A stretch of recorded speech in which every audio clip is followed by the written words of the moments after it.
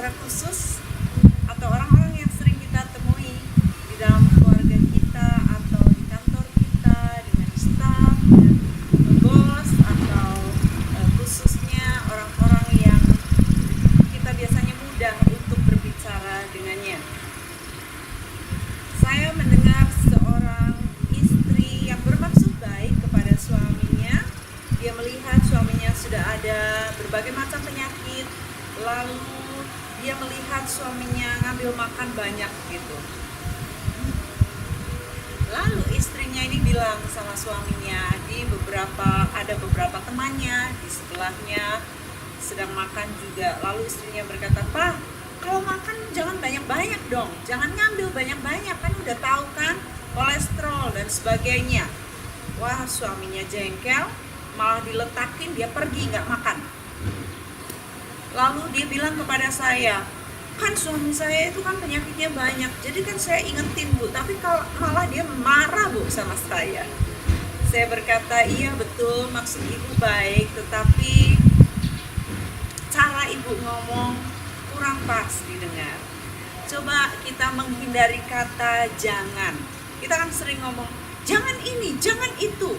Alangkah baiknya kalau Ibu berkata dengan manis, Pak, tetap sehat ya, saya doain ya, atau apa gitu, tetapi jangan sampai mengeluarkan kata jangan, apalagi dia pria dan di hadapan teman-teman yang lain, apalagi dia seorang suami pria dan ada di hadapan orang lain, seolah-olah istrinya ngatur banget sih soal makanan aja dilarang-larang gitu." Lalu dia akhirnya nanggung ngerti. Saya suatu kali ingat papi mami saya, saudara. Mami itu suka masakin papi, dan papi itu pokoknya dapat yang terbaik. Kalau papi jam makan, mami harus masakin panas-panas, papi duduk langsung di meja. Disediakan yang baik, yang terutama. Kemudian suatu hari kami makan bersama, saya ngerasa sih kok ada sesuatu yang beda dari masakan mami ini. Lalu mami nanya, "Pap, enak gak Pap lauknya?" Papi bilang begini, "Enak Mam, enak banget," gitu. Aduh, mami udah seneng. Terus ada jedanya. Setelah jeda, papi bilang, "Lebih enak lagi Mam kalau garamnya dikurangin loh." Oh gitu ya. Jadi jatuhnya itu enggak, "Ini kok masakan keasinan," gitu. Enggak begitu, saudara. Tetapi enak kalau garamnya dikurangin, lebih enak. Wow, saya berpikir waktu dengar itu, wow, papi saya bijak sekali ya. Dia tidak mau menyakitin istrinya, tetapi pernyataan itu saya pelajari adalah pernyataan kebijakan. Dia melihat istrinya sudah masak capek-capek, menyediakan yang terbaik, mungkin tumpah nggak sengaja karena tidak biasa mami saya masak kebanyakan garam ya. Mami saya sangat detail, kebanyakan minyak sedikit dia akan komplain, kebanyakan ini masuknya harus belakangan supaya nggak warnanya hitam sayurnya, dan ini harus begini. Itu saya belajar banyak dari mami yang luar biasa ya. Misalnya dulu kan belum ada kulkas, saudara, kami harus panasin masakan. kalau bisa untuk besok, disimpan untuk besok, dipanasin. Cara manasinnya bagaimana, mami ngajarin sampai matang. Jadi dimasakin sampai mendidih, sampai mendidih panas begitu. Lalu setelah itu tidak boleh ditutup, karena kalau ditutup pasti dia tersekat dan besoknya bau. Jadi harus dibuka sedikit, nggak dibuka lebar-lebar, tapi hanya sedikit begitu. Nah, ini cara-cara yang mami berikan kepada saya waktu saya masih kecil dan ada di rumah orang tua saya, sehingga saya belajar berbagai hal, bagaimana cara tips-tips memasak. Nah, inilah yang luar biasa dari pernyataan orang tua saya, karena istri sudah masak begitu banyak tiap-tiap hari, tetapi kesalahan sedikit seharusnya tidak dituding begitu, tetapi dinyatakan dengan bijak ya. Suami sudah melakukan banyak hal yang baik, jangan salah sedikit, kelihatan sedikit langsung, kenapa sih Pak kamu begini, kenapa ini? Saudara-saudara, belajarlah untuk bijak berbicara kepada pasangan saudara. Satu hari ada seorang anak yang datang dengan ayah ibunya kepada saya. Lalu anak ini dinilai sebagai anak yang mungkin mandiri, banyak ngomong, tidak bisa diatur, keras kepala ya, sehingga orang tuanya mengirimkannya kepada saya. Dan akhirnya saya minta orang tuanya untuk keluar sebentar, saya akan bicara dengan anak ini ya. Anak ini kuliah. Kemudian anak ini mulai cerita. Tadinya waktu datang saya pikir, anak ini kok begitu keras sekali ya, wajahnya kaku, tegang gitu. Tapi waktu orang tuanya sudah di luar, saya ngobrol sama dia, enak, dia bisa terbuka dan dia bisa senyum. Ternyata berbeda dari saat ada orang tuanya.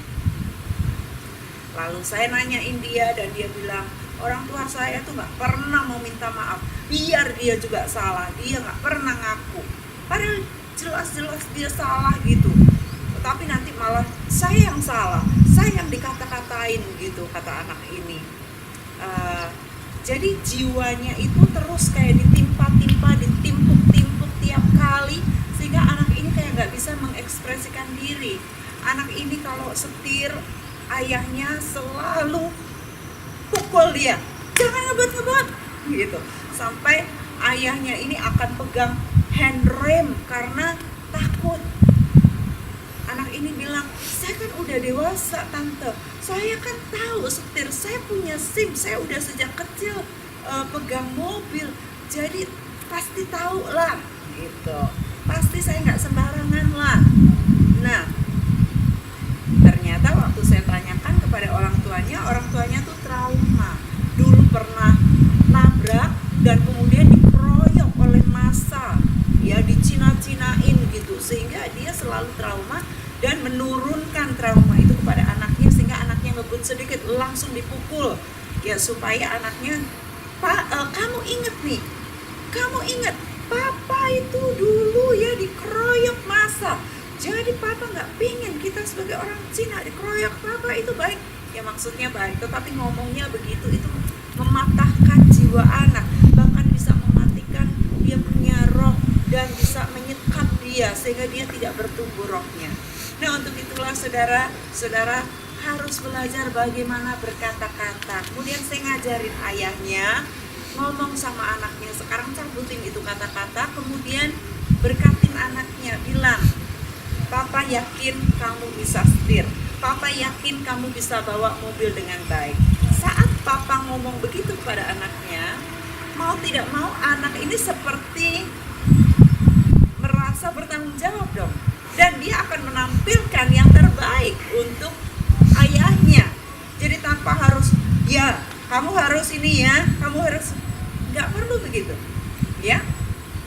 Lalu tadinya ayahnya sudah minta maaf, ya sudah minta maaf, tapi hati-hati. Saya bilang, oh stop, ulang lagi dari awal ya.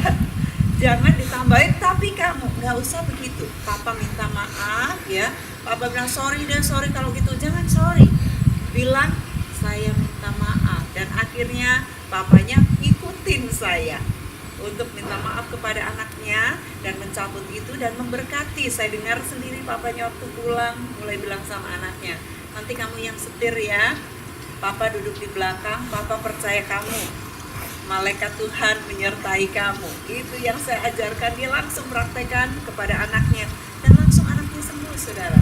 Dan saya yakin ini anak juga gak gebut lagi, karena dia dipercaya, dirilis dengan perkataan yang baik. Nah, kepada anak-anak, saudara, belajarlah percaya. Dan orang-orang tua, belajarlah meminta maaf kepada anak.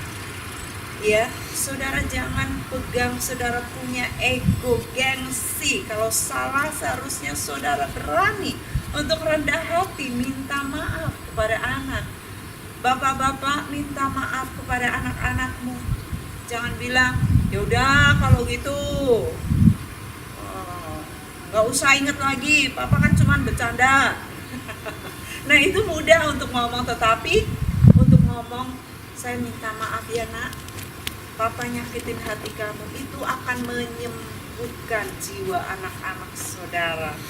Sehingga waktu mereka bertumbuh, mereka tidak menyimpan dendam, mereka tidak tumbuh dengan kata-kata yang pahit juga. Akhirnya itu rantai kepahitan itu dia akan turunkan kepada anaknya, dan dia akan memperlakukan anaknya persis seperti saudara, bapak-bapak memperlakukan anak saudara. Nah, untuk itulah saudara belajarlah bagaimana berkata-kata kepada orang-orang dekat saudara. Kisah lain yang akan menolong saudara untuk membuka wawasan saudara kepada para suami-suami atau bapak-bapak, pria-pria, kepada istri, wanita, anak perempuan. Saudara juga bisa menghormati mereka sebagai kaum yang lemah. Menghormati bukan dengan cara menyuruh, tidak boleh, jangan, harus, tidak dengan kata-kata yang seperti itu, tetapi saudara bisa membangun mereka.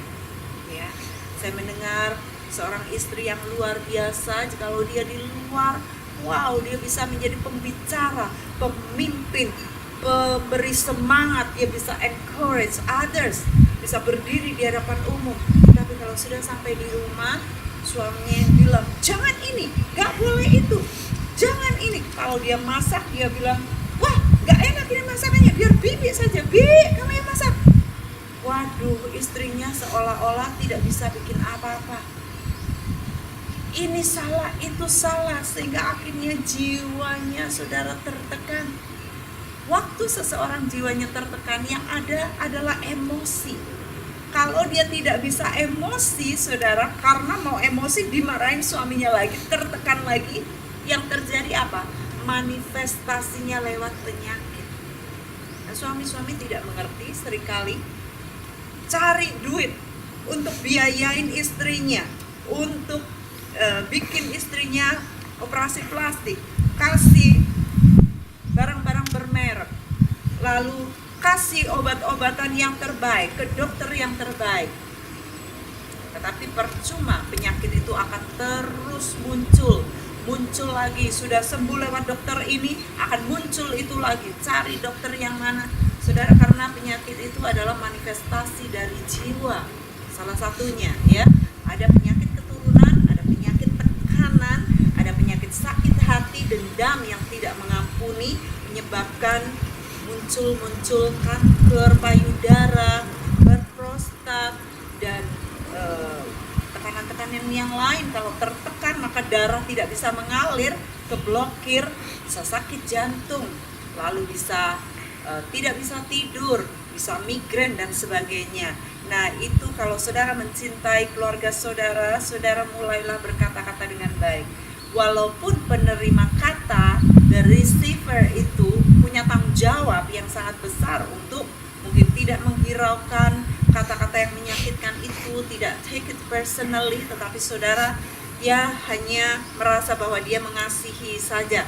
Tetapi saudara bisa membalikkan, membuang kata-kata itu, tidak sampai saudara pendam dalam hati. Nah, saudara mengasihi keluarga saudara, saya tahu. Ya, dari contoh 3 ini yang saya berikan, saudara mengasihi mereka, saudara mengasihi anak saudara, saudara mengasihi pasangan saudara, saudara mengasihi suami, yang ibu tadi mengasihi suami, yang istri ini suaminya mengasihi istrinya, yang bapak mengasihi anaknya. Tetapi kadang-kadang kata-kata yang kurang bijak, walaupun maksudnya baik, itu jatuhnya terimanya sakit, saudara. Saudara mungkin bisa bilang, ya maksud saya kan baik, saya nggak ada maksud ngomong gini dan gitu. Tetapi maksud baik jikalau tidak disertai dengan kata-kata yang bijak, kata-kata yang cerdik, atau kata-kata yang lemah lembut, maka itu akan sangat-sangat amat menyakitkan, saudara. Sebabnya belajarlah untuk mengubah kata-kata saudara. Sebelum ngomong, pikirkan dulu. Kalau saudara terbiasa ngomong begitu, saudara mulai berpikir, apa ya Roh Kudus yang harus saya sampaikan kalau saya melihat suami seperti itu, kalau saya melihat istri seperti itu.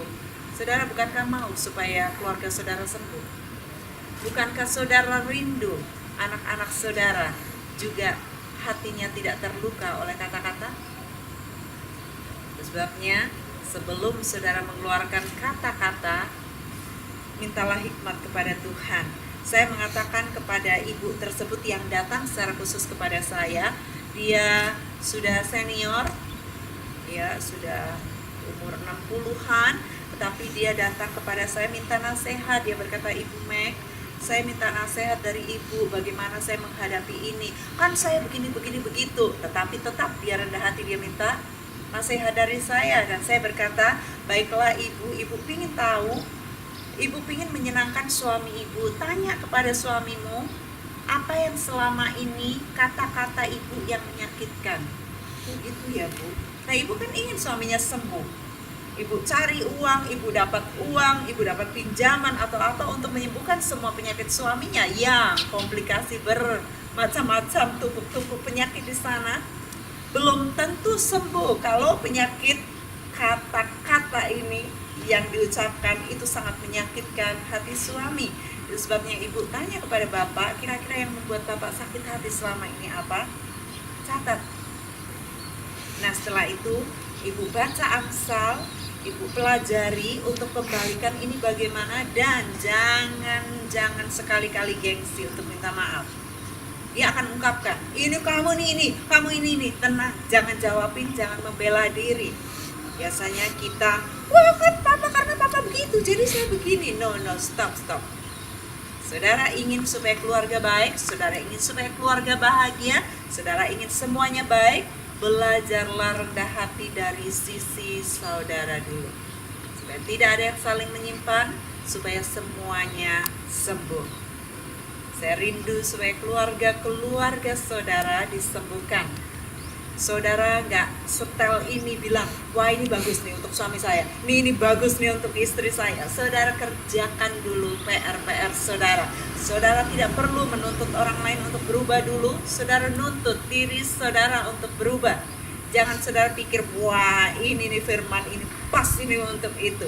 Saudara dulu rendahkanlah hati saudara di hadapan Tuhan, dan Dia akan meninggikan engkau pada waktunya. Tuhan Yesus.